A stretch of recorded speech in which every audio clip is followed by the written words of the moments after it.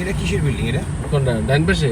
এটা আরে সেই 32 তলা বৈকুণ্ঠ সিনেমা। হ্যাঁ সিনেমা হলের জায়গা ঠিক আছে, কিন্তু সেটাই এখন 32 তলা হোটেল হচ্ছে।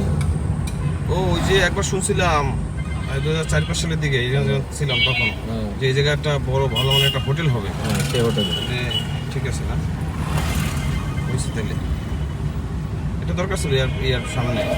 আবার খুলনা এয়ারপোর্ট আছে না খাজুরার ওদিকে, আমি কি ডাইনে যাবো? জানি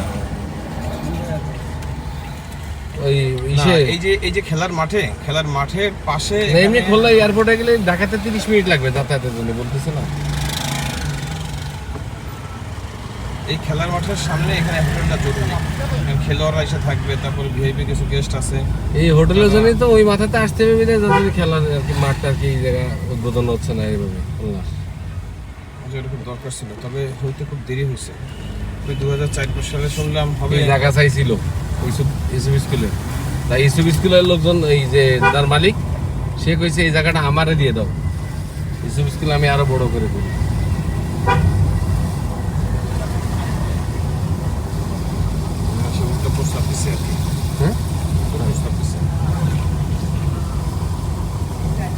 খুলনাতে দেখার মতো যে শহরটা যে আমরা ঘুরেছি সেটা গেলে তোর মাথার তা ছিঁড়ে যাবে,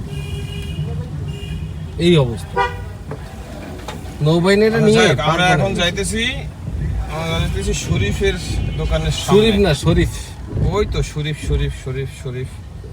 থেকে শরীফা এই একই জিনিস। ওরে গালাগালি না দিয়ে মনে হয় ছাড়বে না। পলিটেকনিকের সামনে না?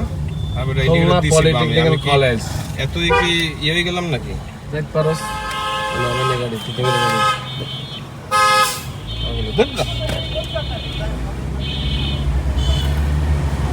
আমরা এখন ডানে যাবো না? হ্যাঁ সামনে তো তুই তো চেনস, ভুলে গেছিস না? না এগুলো ভুলে নেই, সব কিছু ভোলা যায়।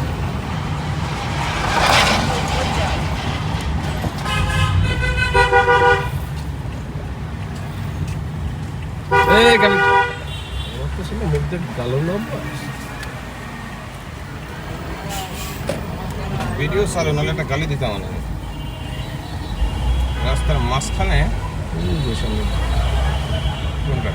সামনে ডান পাশে তুই বাম সাইডে গাড়ি থামা। তোমার বন্ধু? আরে এইটাই টেকনিক্যাল ভ্যারাইটি আছে, বাইরে থামা।